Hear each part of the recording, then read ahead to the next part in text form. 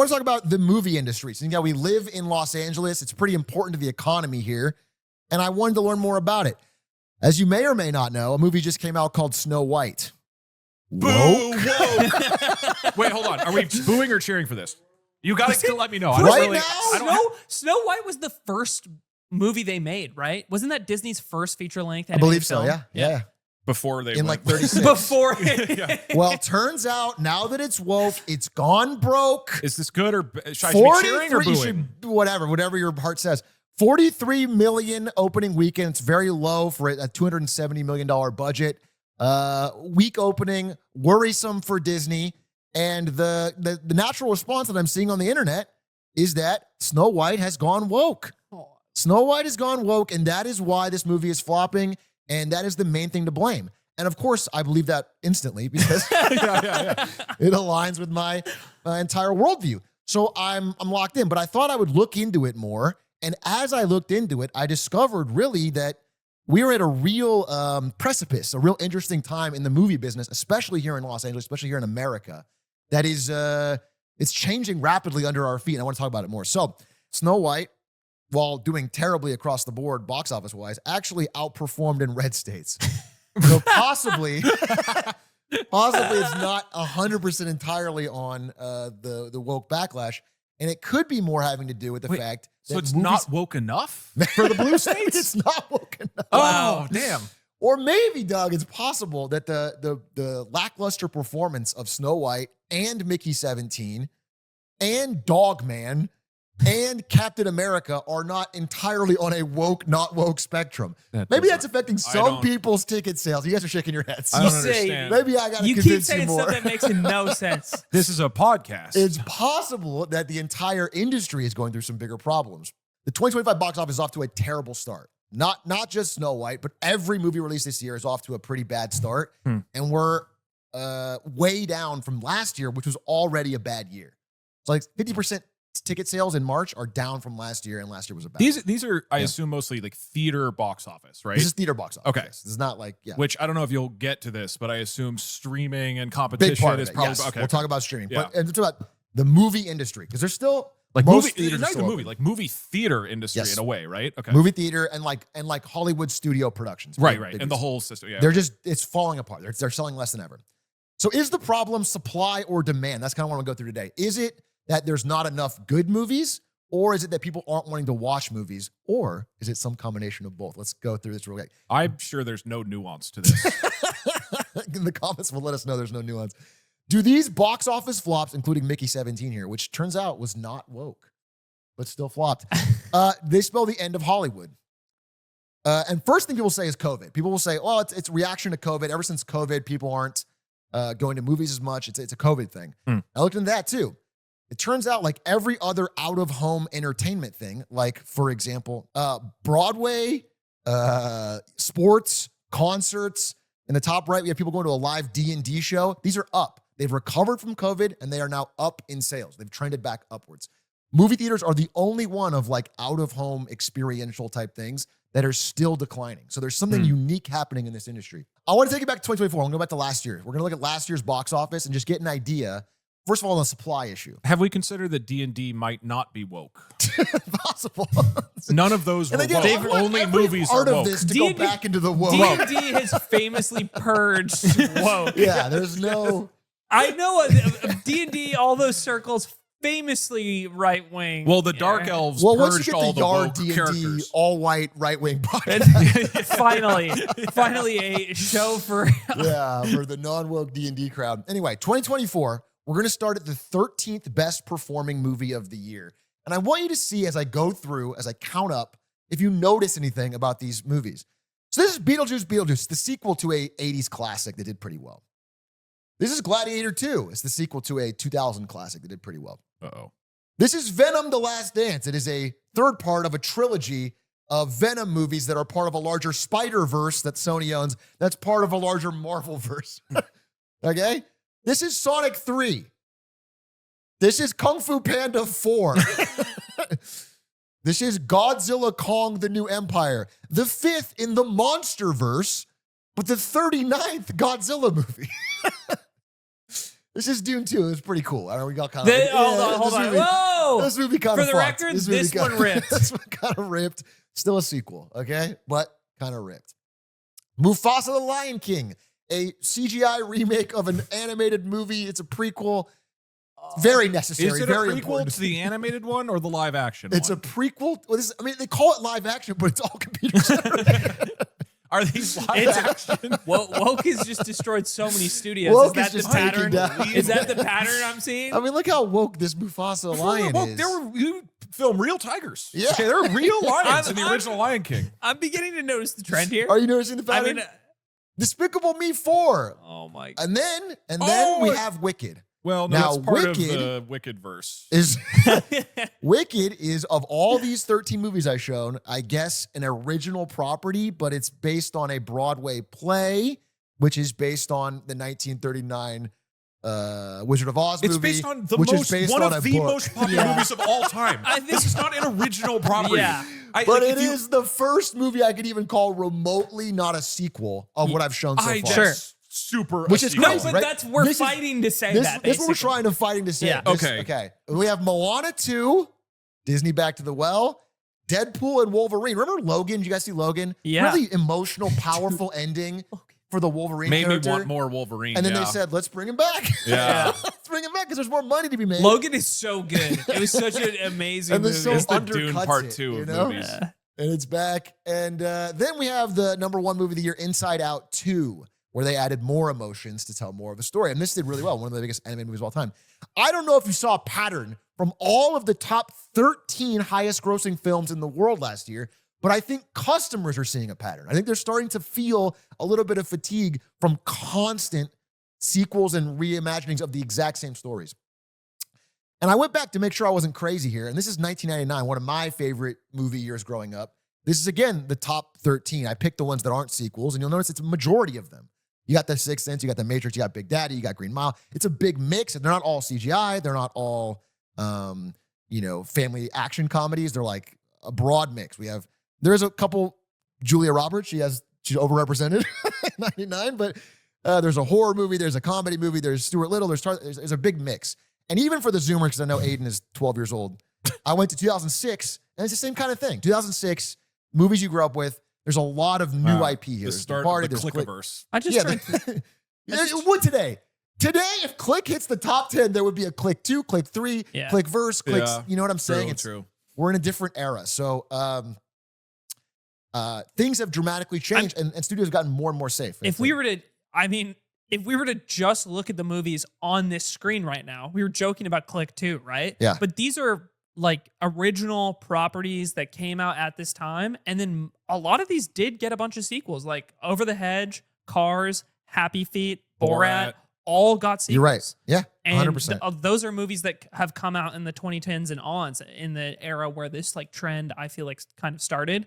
The Departed didn't get a sequel, so that's kind of weird. But Did you watch The Departed? Not a lot of room for a Not a lot of sequel. room for a sequel. I just feel it's a bit of a Logan situation. Yeah, they bring him back. We couldn't The have got, Departed oh, you don't verse? think we could get Deadpool and Departed?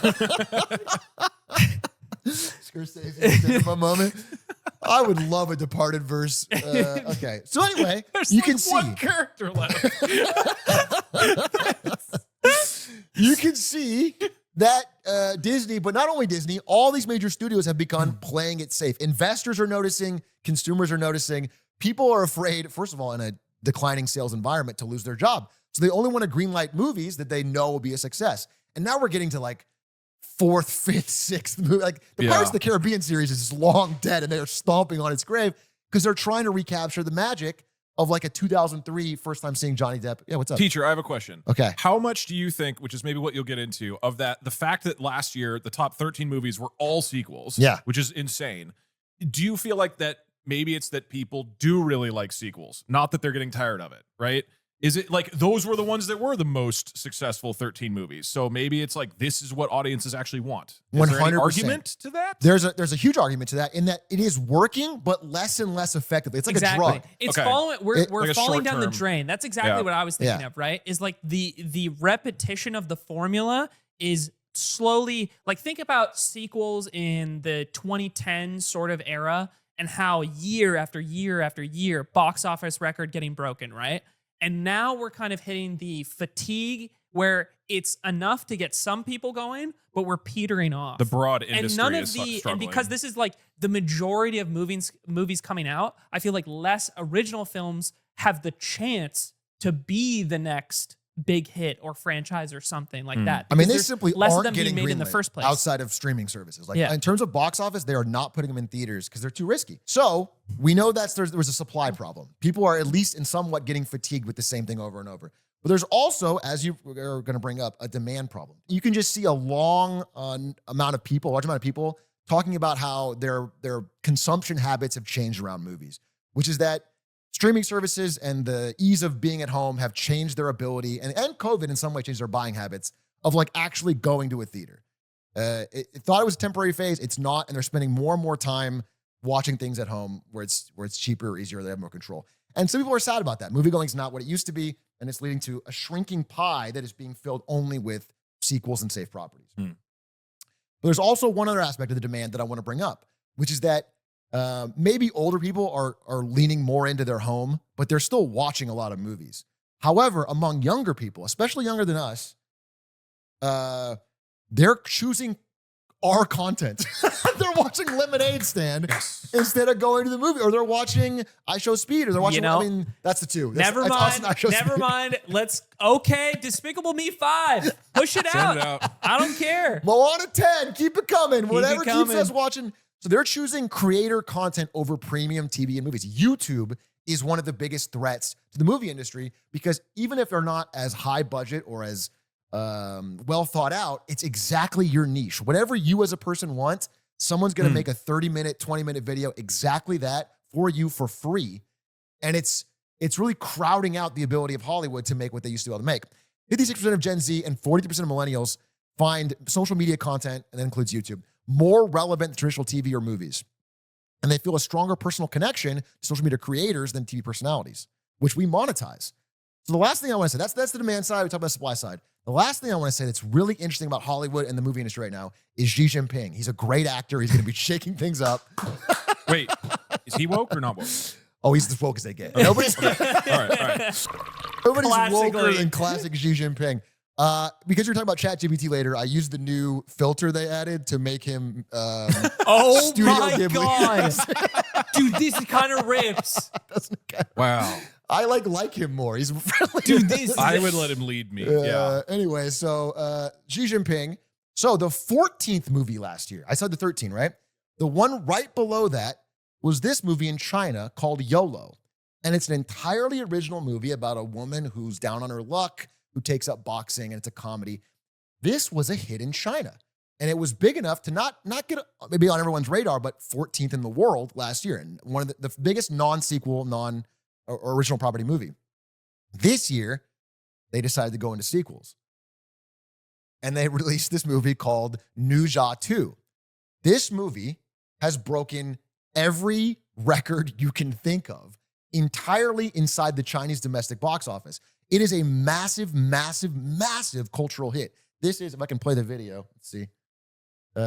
This is a group of factory workers being given the day off work to all shuttle bus to the theater, print out thousands of tickets, and watch Nuja 2. It is a cultural phenomenon there that has now broken $2.1 billion in the box office. Which 2.1 billion? That's almost Avatar, like exactly Endgame right. level. Chinese theaters don't need Hollywood anymore. For this first time this year, we are seeing a movie hit global top heights of box office, and it did no sales in America, like a few million maybe, nothing. And it did 1.8 billion in China. So it's again, so far in 2025, Nuja 2 has outgrossed every other movie in the world combined Jesus. in every market. It is a wake-up call that is not fully appreciated by people in Hollywood yet, where no one saw this coming. After I feel like year. the wake-up call is a bunch of Hollywood executives are going to be like, we should make sequels for China. Like that's going to be the takeaway. It's like when, dude, You're right. We're all they all get in the room. It's 10 guys at a board meeting, and they're like, I think we just need another Transformers sequel. Right. Right. I mean, Right. Transformers is a great example because they literally set half that movie in Shanghai. No, they crush in China. to do it Yeah. in China. Like, Yeah. they Just planned cater for to this. Chinese audiences. Yeah. Yeah. Are they just gonna leave? Like at some point, the American studio executives are gonna be like, why would we crank out sequels here if we can just literally shift the studio to be a Chinese studio for Chinese audiences No, and our crappy strategy will work there? I'm hoping they take some positive lessons from this, but you're absolutely right. They probably won't. And like we are entering into a real, like it could be a spiral, a bad spiral for the American movie industry that they're not ready for. So again, it cracked the global box office top 5. It beat Star Wars Force Awakens and is closing in on Avatar and Titanic. And Avengers Endgame, which is like the big 3 of all time. Like it could theoretically pass Titanic. It probably won't beat Endgame and the first Avatar, but it's like, it is up there in a way that nobody had in their bingo card for China coming out of this year. So people are trying to ask what it means. It's $2 billion box office run. What does this mean? Is this going to be replicated again? Again, it's a unique moment in time. It's probably not going to be every Chinese movie that comes out like this, but it's a sign that they're going to like start standing on their own 2 feet for making movies. And sorry, what? I was going to say this does not teach us the lesson I was hoping it would about sequels. I was really hoping the moral of the story would be slightly different. Yeah, I thought the YOLO would be a good example, but no, I mean, they did a sequel and it went crazy. But their movie industry is thriving in a way that like America in the 90s and 2000s, they have more original properties. Well, they don't have the same sequel fatigue that we might, right? Well, they're going to get it later. Yeah, they'll eventually come around. And so our only hope as America is for Jack Black to put on his big boy pants and make this movie work. Because this is our last. I looked at the upcoming slate of releases for this year. If America wants to keep its streak of having a #1 movie every year, which I think it's had for a long time, it's Minecraft movie or bust. And that's where we're at. So I want to open the discussion. I want to talk to you guys, but it's just such an interesting time for Hollywood. So let me put this down. Man, if we win with the Minecraft movie, that's like winning World War II with nukes. Like, you don't feel good about it. Like, this is us dropping our Western nuke. You know what I mean? And like, we will win. Truman but explaining why he had to drop the Minecraft we're gonna movie. win, right? We're gonna win. It was tacky. Literally, I understand it was classless, I'm but sorry we if needed. I'm sorry if this is insensitive, but Minecraft IP, that's Hiroshima. Jack Black, that's Nagasaki. Okay, well, these are 2 biggest. You're using your 2 biggest entertainment two. bombs, right? We're have dropping to- both, and it'll be an ethical dilemma for years to come. The scene Yes, with the creeper we're gonna farting be- was was that okay? American. Was that okay? Was this Blasphemy. an ethical use of Jack Black and the Minecraft movie? I don't know. I don't think so. I would rather, I think, lose than deploy this onto society. Maybe I'm dumb, but I kind of expect this movie to underperform for what it's No, expected to. yeah, Yeah, I think it's terrible, New Team yeah. might take it this year. I mean, it's crushing. I don't think we have an Avatar level movie. And also, similar to nuclear proliferation, once we use Jack Black here, the other countries will realize, China will realize they can hire him. They'll get their own Jack Black arsenal. I don't know. There's a bunch of ways to take this discussion. One thing I had thought of is like, isn't it interesting that 2 of the highest grossing films of all time are Titanic and Avatar 1? Avatar 1. Yeah. Like, I think it's really... And Titanic won. And Titanic 1. Titanic 2 was Titanic 2 was crazy, Was though. crazy. It's just a They 2-hour shot Can of I the say it? ocean. Titanic 2 deserved more. Yeah. But I do think it's interesting that, like, as far as original stories go, those are both pretty high up there. Like, there is a version of success you can find for those films, if not. So I think the difficult. studios somewhat know that, but my understanding from reading this is like there's real culture of fear now because in an industry where the pie is growing, everyone feels like they can take risks. Yeah. But whenever it starts to shrink even a little bit, everyone clamps down on their job and their territory and their property and like what they have. And they do not want to lose it. They don't want to be the guy fired or the guy that makes the big flop, even though it's happening now. They're getting flop after flop after flop. Right. They're trying to be as safe as possible. But So the other big thing that changed here, I go back to this interview with Matt Damon a lot, where he explains how the film industry has just fundamentally changed, primarily because of streaming. And it's not in the way that like, oh, streaming detracts from like less people want to go to the movie theater necessarily. It's changed the revenue structure of how movies make money.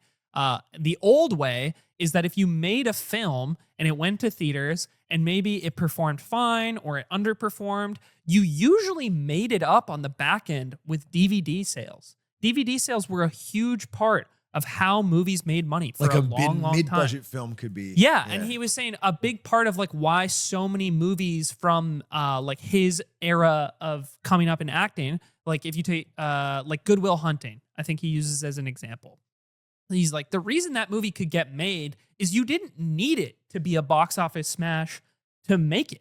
It doesn't need to be an amazing blockbuster hit to pay itself off. And that revenue has disappeared. You need it to succeed in the theater, Right. because after that it dies. And then the theater has also the theater experience has been restricted and encroached upon by streaming and the demand for movies to reach streaming quicker, because they used to run in theaters for way longer as well, right? So it's this compounding effect. And I thought that was really, really interesting, is like the way, like you just make less money when you make movies. So it needs to be like a cultural hit in order to make it like a worth it. Barbenheimer type. Yeah. That's your way to do it. Do you know why them going to streaming services after the theater run rather than going to DVDs makes so much less money? Is it the streaming services just don't pay as much, or people don't watch them as much given the other options they have? Like, is it? I think it's just the rights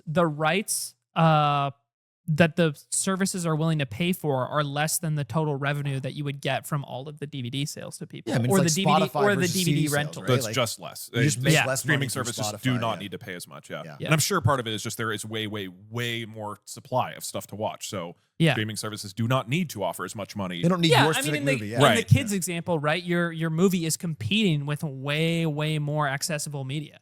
Right. And that was like the first thing, and then the other thing that had come to mind was the cost of making movies has risen a lot. So I was watching recently this like podcast clip of Adam Scott and Rob Lowe talking about how they would have made, or if it could have been made, Parks and Rec, which was a big part of how they broke out as actors through the popularity of that show. And they were talking about how creating movies specifically in California and LA has kind of died off because of the costs associated with making movies here. And a lot of like production costs have ballooned in ways that like limit the types of products that can be made. So it's not just about the revenue, it's also about the upfront costs.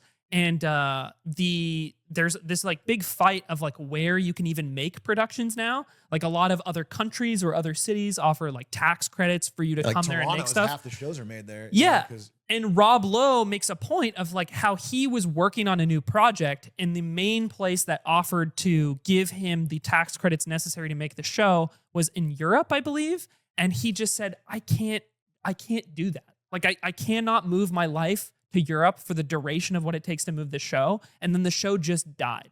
So I think there's another part of this where the cost being so limiting in either California specifically, or maybe the US in like a broad sense. I know like a lot of production has moved to places like Atlanta, for instance. Like I think they did like all of the Avengers in Atlanta because of the like facilities and like tax credits and stuff they got there. Right. But that's kind of the two industry changes that have come through watching those that I learned about was like, okay, costs going up, limited opportunities of where you can affordably film things, and then a limit and cap on the revenue you can actually make. Do you guys watch movies in theaters anymore? Like, is that a regular part of your? Okay, No. this you actually reminded me. I'm getting excited because this is the other point I wanted to make. Okay. I go to the theater all the time. I actually You still do? I actually watch movies all the time. And I think an unfortunate thing, reading like those Reddit clips or like Reddit comments about how the movie going experience is different now. I do agree in a broad sense, because the number, like you showed the list, like Yeah. there's definitely a change in the quality of movies and the types of movies that are getting released now. But original stories and good movies still get released all the time. I go to AMC with like my AMC Stubbs pass that I have. You're a Stubbs with pass guy? Yeah, because my girlfriend got me into it, and we just go see movies all the time. We just watch new stuff, and there is good new movies that just come from I feel like a more limited subset of studios now. Like it feels like A24 is Yeah, they're like kinda one of like- the yeah. only studios that like stamps original properties out. We just saw like earlier was this earlier this year or Did you see last year? Companion? We saw, I haven't seen that yet, It's fire. but we saw Conclave in theaters. I thought Conclave was amazing. I have Like, a question. Did you see Snow White? no, Okay. it's too woke. Too Too woke. woke for you. Too woke for me and my girlfriend. I think, but movies like that, I don't see because of, and I didn't see, I say this as a made fun of, bullied, like Marvel head. Yeah. I didn't go see that new Captain American movie because I'm just fatigued. They don't feel like they mean anything anymore. I always hated the like live action format Disney movies because it's like, grow up, make something new. telling a child at Disneyland, hey kid, grow up. Princesses aren't real. Okay, It's not- no, democracy. but that's the thing. They don't make those movies for the kids, right? It's like They do in some way are make for them for kids the in some kids. ways. No, they do in some ways. But why do they have to revert back to old properties? It's because in the same way that It's Disney, nostalgia bait like too the for average yeah. age of the like Disneyland goer now is like way higher than it used to be, right? It's a Yeah. different market that they're trying to like get money from and appeal to. I think the main point I'm trying to make is this. As much as I want to sympathize with the movie going culture has changed commenter, it's like I go to movies all the time, watch good movies and enjoy them, and just not a lot of people go to them. And it's like you can still go see original good movies. I want to latch on that though because I was thinking about the same thing. I was like, there are good movies. There's a movie called Black Bag just came out. It looks awesome. I want to see it. It's not going to do very well. I think, and this is like the bigger discussion, is like, it's almost like the decline of the monoculture because half of the fun of watching a movie like that is knowing someone else watched it and you can talk about it. But if you go alone, it's still enjoyable, but it feels very, I don't know, isolated or disconnected in a way that like some of those top movies from 2006 or 99 that I showed you, that was almost a fun cultural event where I would go see Talladega Nights or Click or whatever. And you could talk about it with all your friends at school. I think there's a loss of that makes it less valuable. Yeah, Even and if you have, we talked about this last week, if you have a culture that, or 2 weeks ago or 3 weeks ago, a culture that is broadly becoming less social, right? Yeah. Which we've seen and we've talked about, if that is broadly the direction we're going and people are consuming media more often on their own, the movie theater experience is not that great by yourself. It's fine. If you are consuming media on your own, why would you not do it from the comfort of your home? True. Right? That's so it's also the true. pattern for society already is we are becoming more isolated with how we consume things and how we socialize. Like it makes more sense to do that at home. The movie theater experience is like, I don't think I've ever gone to a movie by myself. Like, you know, it's almost like a taboo to do that, even more so than like eating at a restaurant by yourself. Right. And that probably hasn't gone away. And so you just have less people like you who still are social. Right. Well- And like, are you still going to movies? No. Right, I'm not, and we've talked about this. Of the three of us, you're the one still trying to maintain social. You're trying to keep the You're society the going. outlier, right? And There's so probably most people are like you, where they're like, "Oh, because movies are great, movie theaters are fun." Yeah. But, I but agree. Not enough people want to go. If I were arguing against myself, I think there's two ends to this. There's the point that you're making. There's like the after you've seen it, cultural participation aspect. Because obviously, of it. like Barbenheimer, Avenger, like some Exactly. things break through and they Right. still do great. and Right, they right. and they do amazing. yeah, right? it's very feast or famine. So yeah. it's like proof that that still can break through in the current time. And then on the other end of it, I feel like I'm taking a very like pull yourself up by your own bootstraps approach to movie watching, which I acknowledge that a big part. It's like, well, the average person isn't fighting through that many layers of friction to go see an original movie that they may or may not like. Like I recognize that, and I think part of like changing the culture in the movie industry is like, well, maybe 2 decades ago, you went to the theater or you might think about going to the theater and the movies you happen to be available when you finally decide to go are a wider array of original stuff. Like 20 years ago, we're deciding to go see a movie and it might just be The Departed, right? But You're now, 6 years old, 20 years ago. You And are I'm not seeing- allowed to see The I'm Departed. allowed to No, see The you're not Departed. allowed to see The I'm Departed. allowed to see The Departed. I would see I want to it. see it. I'll do this small Tell side me thing. more about this wonderful society 20 years ago. I went to. I'll never forget this. I was on a date. It's a bad date movie, by the way. Okay. I was 16. I was turning 17 in a week, and I was going out with a girl who was a year older than me. Okay. And we went to go see The Wolf of Wall Street, and we were buying our tickets. And I went up to the guy second, and he had just seen like my date buy the ticket before me, and I'm like, please, let me buy this ticket. And then he just said, you're good, homie. I'll never forget that guy. But yeah, I think 20 years ago, you might just go see, like, you want to go see a movie, you might see The Departed because that happens to be playing. But now the range of movies available for you to see is like more likely to be sequel, remake, whatever. If you're going to be the savior of the industry, you need to see Minecraft movie at least 3 times on opening. No, don't say no. You're standing up for this. You know what? This is our last hope. America could lose our streak. America okay? could lose our streak. We're like And 30 years running. It's up to you. You have to watch it on loop. We're busy. I'll have you know, I've walked in LA and walked next to Jack Black, and I feel like that's like me going to the movie. That's enough. You hate LA and you're a name dropper? You should be proud to be in this. I can do both. I'm going to be honest. Same thing. Same thing. Like, downtown LA, he was hanging out. He was doing vlogging back in the day. Oh, it was pretty great. Oh, everyone in LA is hanging out with Jablinski. So I think that means you got to take the hit. You, Atrioc, have to go watch the Minecraft movie until Jack Black talks to me. All right. Yeah.